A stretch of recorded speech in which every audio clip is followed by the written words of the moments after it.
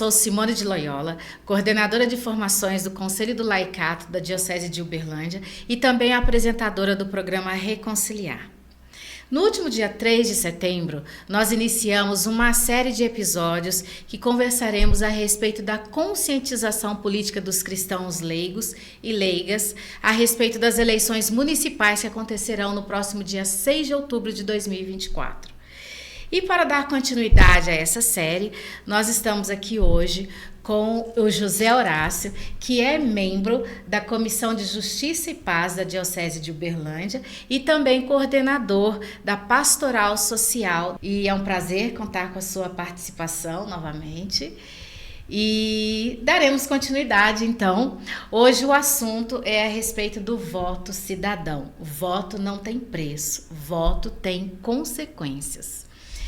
E o que você tem a nos dizer a respeito desse assunto, desse tema, pensando o seguinte, que nós não podemos continuar nessa situação de culpabilizar o povo por, digamos assim, uma falta de uma consciência política. Não podemos mais continuar culpabilizando os nossos governantes, nossos representantes políticos, uma vez que a gente vem de um histórico, não é?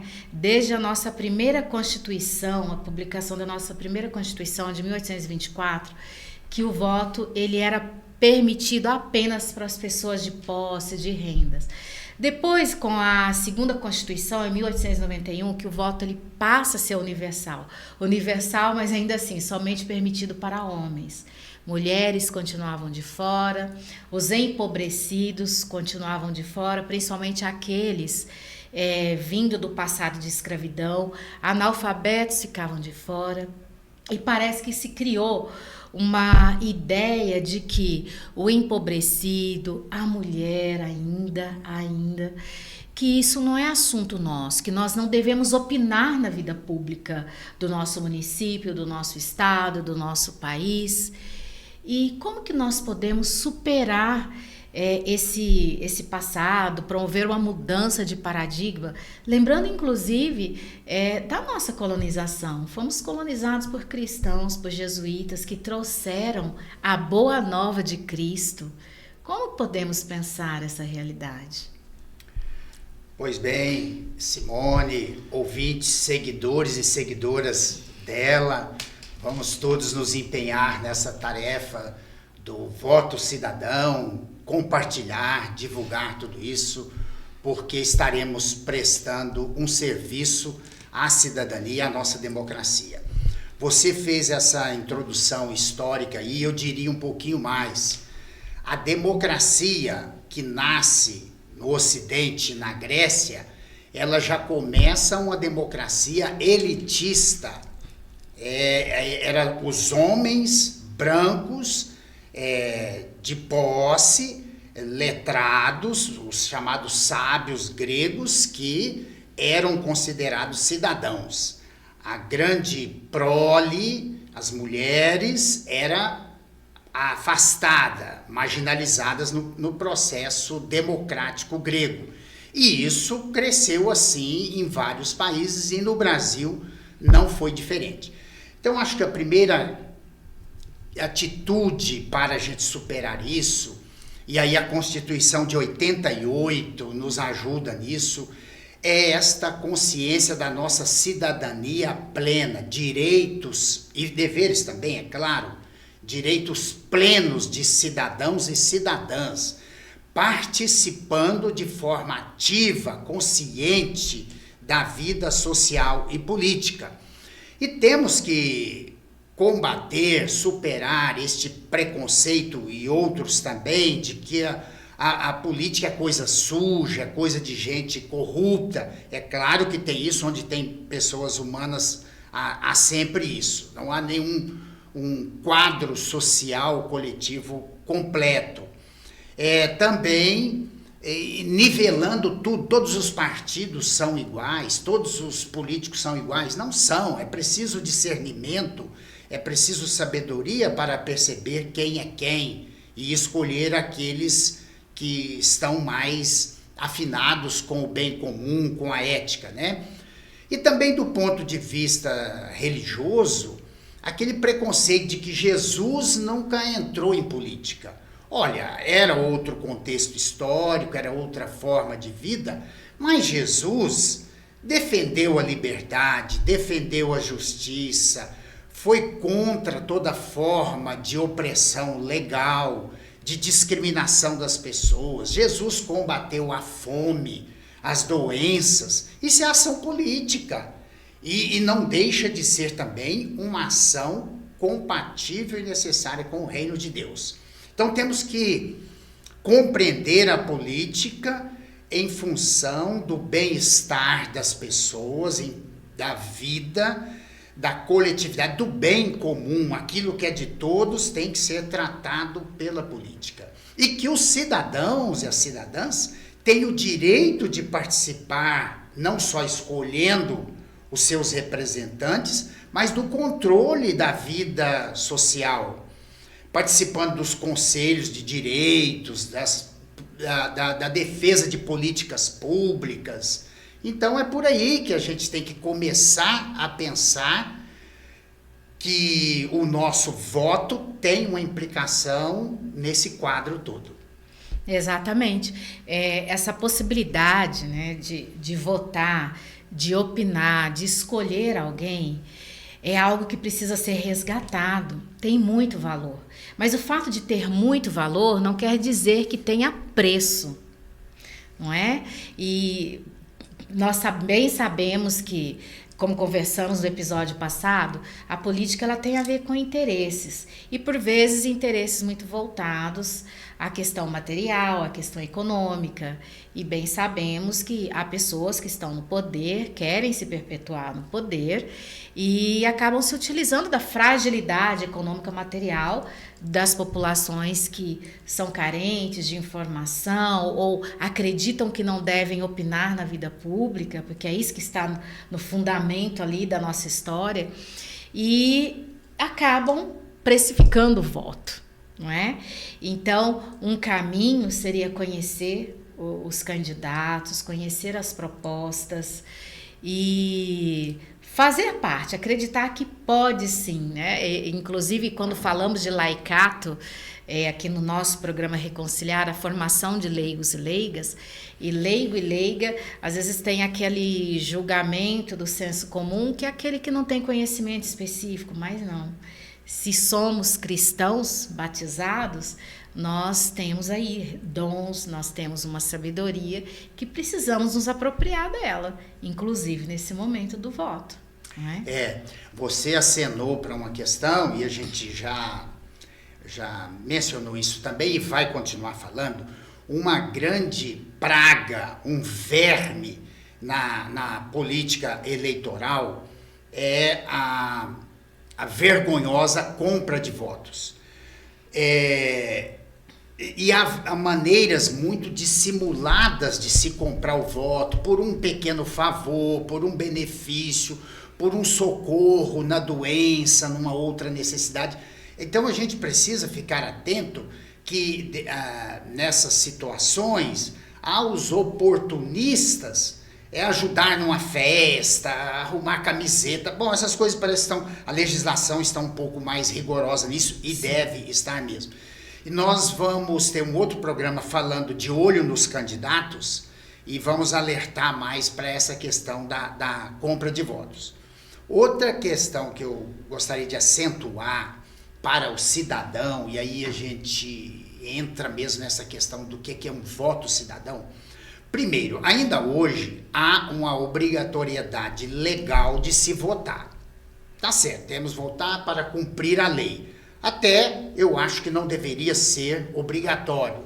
Mas o cidadão, olhe bem, ele deve votar independente da obrigação legal, por um dever de cidadania e também por um direito. É um direito que eu adquirido. tenho e é um dever também, não é apenas pela legalidade, né?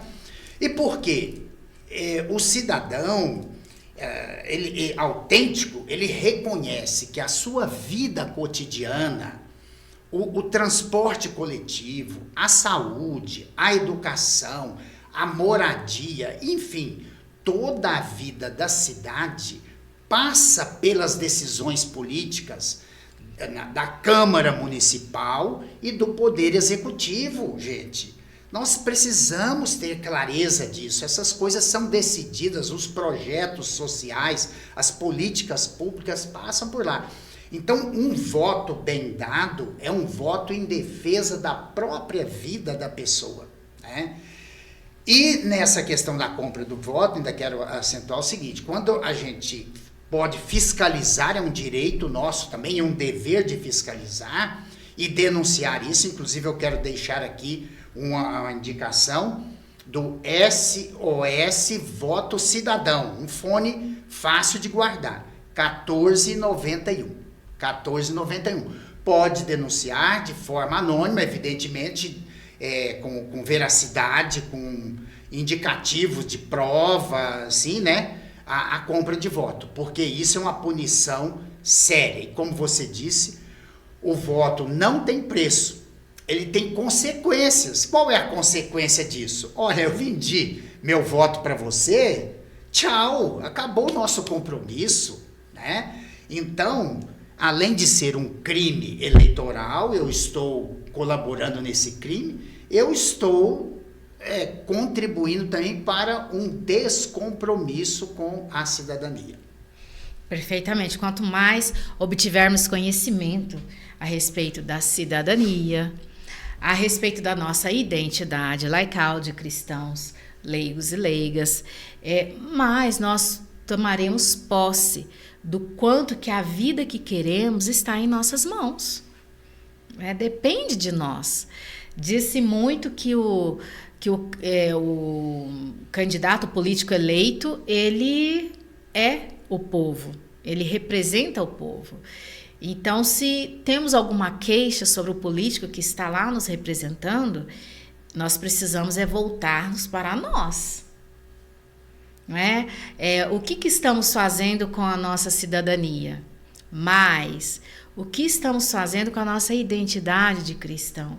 Como você bem disse, Cristo veio para defender os pobres, oprimidos, doentes, marginalizados, as pessoas que estavam no erro. Isso é política. Ele veio por todo, para todos. Dialogou, conversou com todos. Ele não teve medo de falar, se colocar para os fariseus que estavam ali numa condição de explorar os pobres e oprimidos. Então, nós precisamos lembrar disso. E isso não está desvinculado, isso não é uma utopia, não é uma fantasia, não é? Não estamos aqui com romantismo, isso é fato. Está nos registros históricos da história da humanidade. Simone, é curioso que, com muita facilidade, as pessoas, depois dos fatos evidenciados aí, falam mal dos políticos e tal, aquela toda.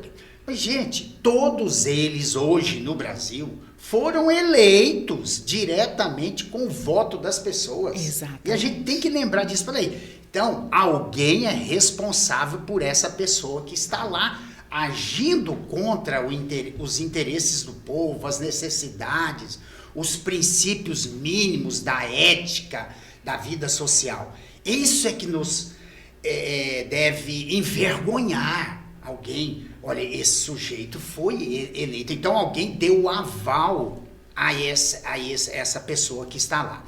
E reforçando o que você falou da relação da vida cristã com o voto, tem uma relação sim, porque o cristão não é uma pessoa de uma instituição, a igreja, à margem da sociedade. Não, nós estamos intrincados nessa relação da nossa vida cristã, nossa vida religiosa e a vida social e política.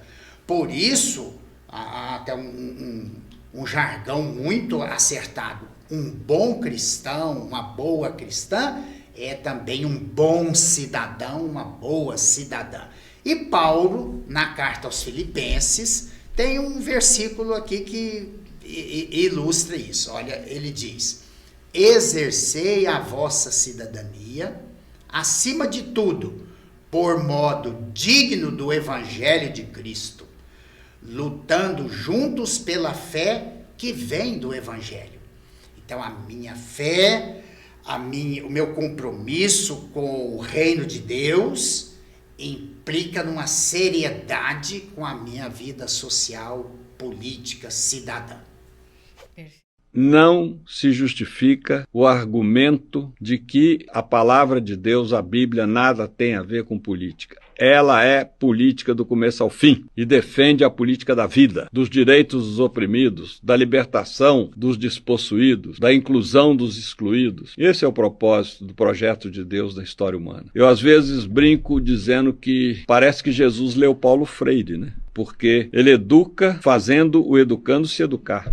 Próximo não são apenas as pessoas que encontramos pelo nosso caminho, também são aqueles que nós mudamos o nosso caminho em função das necessidades deles. Nem sequer os conhecemos, mas ousamos nos colocar no caminho daquele que está em situação de rua, daquele que está sem terra, daquele que está sem moradia, daquele que está sendo vítima do preconceito, da discriminação, ou seja, colocar-se no lugar do outro. Não só o lugar da fala, o lugar da postura. Quando a gente sai da nossa zona de conforto e se situa no lugar do outro, do oprimido, do excluído, do marginalizado, a nossa visão de mundo muda. A nossa visão de dignidade humana muda. A nossa visão em relação aos bens muda. E é isso que faz a gente imprimir sentido à vida e ser mais feliz.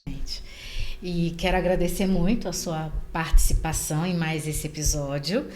E queremos lembrar aqui, mais uma vez, o que falamos no episódio anterior. Muito cuidado com os discursos de ódio, de extermínio da vida. Isso não cabe a nós. Pensemos muito na ética, que possamos observar os candidatos. Teremos aí um episódio futuro que vai falar sobre os candidatos, não é? E fechar esse programa, quero lembrar aí de uma passagem bíblica de Mateus 26, versículo 36 ao 39. Quando Jesus ele vai ao Jardim de Getsêmani e orar, né? Orar por todas as aflições humanas, por todos os desafios. Cristo, assim como nós, ele sofreu muito as injustiças, né, pela a desigualdade social, e se viu sem saber, não é? E dizendo a Deus que das suas limitações, mas que fosse feito conforme Deus quer. E isso, gente, nós precisamos retomar isso com muita seriedade. Nós, em nossa pequenez humana, nós não conseguimos lidar com todos os desafios. Se Jesus deixou o exemplo de elevar-se ao Pai e pedir que fosse feita a vontade dele, quem somos nós de queremos colocar aqui a nossa vontade seja feita? Nós, meras criaturas. Então que possamos sim orar, meditar, rezar, estudar a palavra. Não estamos aqui falando apenas para católicos, só para cristãos, né? Somos todos irmãos e irmãs, sempre repetimos isso aqui em nossos programas, que possamos elevar ao Pai essa condição da nossa limitação humana. Com certeza estamos vivendo grandes desafios que nos fazem ter assim, uma certa apatia, indiferença em relação à política, que é a nossa chave para termos uma possibilidade de uma vida mais equânime, mais justa, mais harmônica. Então que possamos elevar os nossos pensamentos aos céus, pedir a sabedoria divina para que tenhamos um bom momento de um voto cristão.